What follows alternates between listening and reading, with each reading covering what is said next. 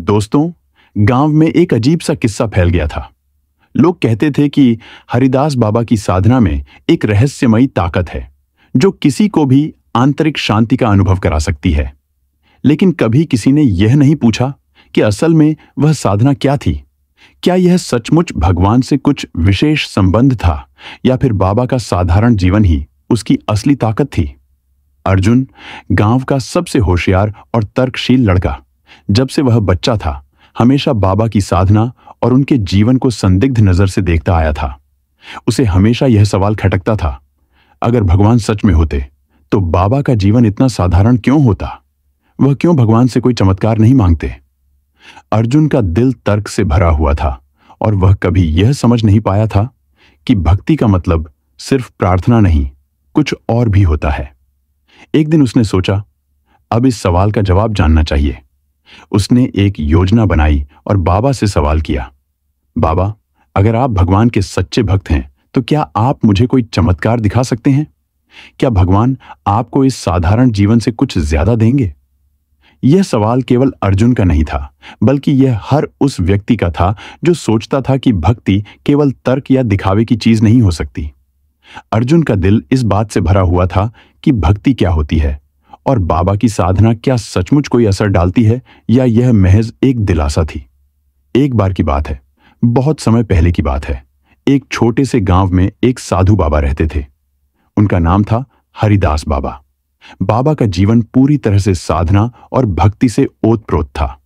वह हर दिन प्रभु का नाम लेते, उनके मंत्रों का जाप करते और गांववासियों को भगवान के मार्ग पर चलने की प्रेरणा देते। बाबा की एक छोटी सी झोपड़ी थी जो गांव के किनारे पर स्थित थी और उनकी साधना का स्थान वहीं था। वहां न कोई चमचमाती चीजें थीं, न ही किसी तरह का वैभव, केवल साधना, भक्ति और आस्था का वातावरण था। हरिदास बाबा को जानने वाले लोग उन्हें बहुत सम्मान देते थे क्योंकि उनके भीतर एक अजीब सी शांति थी, एक ऐसी शांति जो कभी भी टूटी नहीं। उनका जीवन साधारण था, लेकिन उनकी आस्था और भक्ति में कुछ ऐसा था जो गांव के लोगों के दिलों को छू जाता था। बाबा का विश्वास था कि भगवान केवल प्रार्थना और भक्ति में होते हैं और यह कोई बाहरी दिखावा नहीं, बल्कि एक आंतरिक एहसास है। वहीं गांव में एक युवक था, अर्जुन। अर्जुन एक तेज तर्रार लड़का था जिसे शिक्षा में तो बहुत रुचि थी, लेकिन उसे कभी भक्ति और साधना में कोई आकर्षण नहीं दिखाई दिया। वह अपनी तर्क शक्ति पर विश्वास करता था और उसे लगता था कि केवल वही चीज असली है जिसे हम देख सकते हैं, जिसे हम समझ सकते हैं। वह अक्सर बाबा से मजाक करता और कहता, बाबा, क्या भगवान सचमुच आपको अपने पास बुलाने आएंगे? क्या भगवान कभी आएंगे और आपको उनके राजमहल में बिठाएंगे? बाबा मुस्कुराते हुए कहते, बच्चे, भगवान का भव्य रूप हमारे आसपास है। वह हमारे भीतर है, हमारी आत्मा में। हमें उन्हें देखना नहीं बल्कि महसूस करना चाहिए। लेकिन अर्जुन के दिल में एक सवाल बना रहता। वह सोचता था, अगर बाबा सच्चे भक्त हैं तो क्या भगवान उन्हें कुछ नहीं देंगे? क्यों उनकी झोपड़ी इतनी साधारण है और क्यों वह हमेशा इतनी शांत रहते हैं? एक दिन गांव में एक भयंकर तूफान आया। आकाश में काले बादल घेर आए और तेज हवाओं के साथ मूसलधार बारिश शुरू हो गई। गांव के लोग घबराए हुए थे। सभी अपने अपने घरों में छिपने की कोशिश कर रहे थे। अर्जुन भी अपने परिवार के साथ घर के अंदर था, लेकिन उसका मन कहीं और था। उसे बार बार यह ख्याल आ रहा था कि इस तूफान में बाबा की झोपड़ी क्या बचेगी? क्या भगवान उन्हें बचा पाएंगे जैसा बाबा कहते हैं? अर्जुन ने सोचा, यदि भगवान है तो वह बाबा को इस तूफान से बचा लेंगे। वह अपने घर से बाहर निकला और बाबा की झोपड़ी की ओर चल पड़ा। उसके मन में एक अजीब सा ख्याल था कि शायद बाबा के विश्वास का यह समय टेस्ट हो। वह सोच रहा था, अगर भगवान सच में हैं तो वह बाबा की झोपड़ी को इस तूफान से बचा लेंगे, और अगर नहीं तो यह साबित होगा कि बाबा की भक्ति केवल भ्रम है।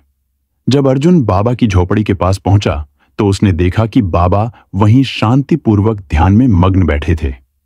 तेज बारिश और तूफान के बावजूद बाबा पर कोई असर नहीं हुआ था। अर्जुन हैरान था। आसपास के घर बह चुके थे, लेकिन बाबा की झोपड़ी ज्यों की त्यों खड़ी थी। अर्जुन को यह दृश्य देखकर विश्वास नहीं हो रहा था। वह पास जाकर बोला, बाबा, आप सच में भगवान से जुड़े हुए हैं क्या नहीं? आपकी झोपड़ी तो सुरक्षित है, जबकि बाकी सारे घर बह गए हैं। क्या यह भगवान का चमत्कार है? बाबा ने शांत स्वर में कहा, बच्चे, यह चमत्कार नहीं है, यह भगवान का आशीर्वाद है। भगवान हर समय हमारे साथ होते हैं, हमें केवल उन्हें सच्चे दिल से महसूस करना होता है। यह जो तूफान आया, यह भी उनकी इच्छा का हिस्सा था, लेकिन मैंने जो किया वह यह था कि मैंने भगवान का नाम लिया और उनके ऊपर विश्वास किया।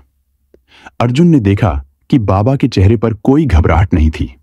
वह बिना किसी डर के बैठा था, जैसे उसने भगवान को पूरी तरह से अपने साथ महसूस किया हो। अर्जुन के मन में कई सवाल थे और उसे समझ में आ गया कि बाबा की भक्ति कोई दिखावा नहीं थी। उसकी भक्ति सच्ची और गहरी थी, जो केवल बाहरी रूप से नहीं बल्कि आंतरिक रूप से अनुभव की जा सकती थी। अर्जुन ने सोचा, अगर बाबा का विश्वास इतना मजबूत हो सकता है तो मुझे भी इसे समझने की कोशिश करनी चाहिए। उसने बाबा से पूछा, बाबा, आप हमेशा शांत रहते हैं, क्या आपको डर नहीं लगता? क्या आपको कभी नहीं लगता कि भगवान के अलावा कोई और चीज है जो हमें बचा सकती है? बाबा हंसते हुए बोले, बच्चे, अगर हम भगवान पर सच्चा विश्वास करते हैं तो हम हर परिस्थिति में शांति पा सकते हैं। भगवान का भव्य रूप केवल आंतरिक शांति में है। जब हमारी भक्ति सच्ची होती है तो भगवान हमेशा हमारे साथ होते हैं। मुझे यह विश्वास है कि वह मुझे कभी अकेला नहीं छोड़ेंगे, चाहे जैसे भी हालात हों। अर्जुन ने यह समझा कि भक्ति केवल पूजा करने तक सीमित नहीं होती। यह एक आंतरिक विश्वास है जो हमें हर दिन अपने जीवन में आत्मसात करना चाहिए। वह जान गया कि भगवान हमें किसी भी रूप में अपनी कृपा देते हैं और वह कृपा न तो धन और वैभव में बल्कि आंतरिक शांति और संतुष्टि में होती है। अर्जुन ने संकल्प लिया कि वह बाबा के मार्ग पर चलेगा और भगवान के नाम का जाप करेगा। समय के साथ अर्जुन का जीवन बदलने लगा। उसने देखा कि जब भी वह भगवान के नाम का जाप करता, उसे अंदर से एक गहरी शांति महसूस होती थी। उसकी दुनिया में अब एक नया रंग था और उसका विश्वास भगवान में दिन ब दिन मजबूत होता जा रहा था। अब वह जानता था कि भक्ति कोई बाहरी दिखावा नहीं है, बल्कि यह एक आंतरिक अनुभव है जो हमें आत्मा की शांति और संतुष्टि देता है। अर्जुन ने धीरे धीरे अपनी जिंदगी को बदलना शुरू किया। वह अब अपनी मेहनत में भी भगवान को याद करता और हर काम में उसकी कृपा का अनुभव करता। अब अर्जुन के दिल में कोई शंका नहीं थी, क्योंकि वह जान चुका था कि भक्ति ही सच्चा मार्ग है और भगवान हमेशा हमारे साथ होते हैं, चाहे हम उन्हें महसूस करें या नहीं। तूफान के बाद जब सब कुछ बदल चुका था, अर्जुन की आंखें खोल दी गईं। वह जो सवाल बाबा से पूछता था, अब उसका जवाब उसे खुद अपने जीवन में मिल चुका था। उसे अब समझ में आ चुका था कि भगवान का आशीर्वाद दिखावे में नहीं, बल्कि आंतरिक शांति और संतुष्टि में छिपा होता है। अर्जुन ने अपनी जिंदगी में भक्ति को अपनाया। अब उसे हर परिस्थिति में भगवान का आशीर्वाद महसूस होता था। वह समझ चुका था कि भक्ति का असली चमत्कार यह नहीं है कि भगवान हमें बाहरी रूप से कुछ देंगे, बल्कि यह है कि वह हमारे अंदर की दुनिया को संजीवनी देते हैं। एक दिन अर्जुन ने बाबा से कहा, अब मुझे यह समझ में आ गया है कि भक्ति का सबसे बड़ा चमत्कार है आत्मा की शांति। बाबा ने मुस्कुराते हुए जवाब दिया, बच्चे, जब तुम सच्चे दिल से भगवान से जुड़ते हो तो जीवन में कोई तूफान तुम्हें डिगा नहीं सकता। भक्ति का फल यही है, हर परिस्थिति में शांति और विश्वास। अब अर्जुन जानता था कि भक्ति का सबसे बड़ा फल केवल एक चमत्कार नहीं, बल्कि एक सच्चा और शांतिपूर्ण जीवन है जो भगवान की कृपा से मिलता है। इस तरह से शुरुआत में अर्जुन के सवाल और अंत में उसकी यात्रा का परिणाम दिखाते हुए कहानी एक दिलचस्प और प्रभावशाली तरीके से खत्म होती है।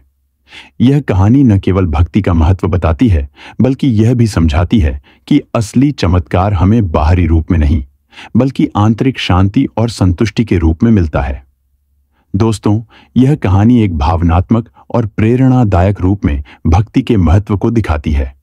अर्जुन की यात्रा से भक्ति के सच्चे अर्थ का पता चलता है और अंत में यह कहानी भगवान के प्रति विश्वास और निष्ठा के बल पर जीवन में आने वाली शांति को समझाती है। दोस्तों, ये कहानी आपको अच्छी लगी हो तो चैनल को सब्सक्राइब और वीडियो को लाइक अवश्य करें एवं यह वीडियो अपने दोस्तों के पास शेयर जरूर करें। अब मिलते हैं अगले वीडियो में, तब तक के लिए अपना ख्याल रखें। धन्यवाद।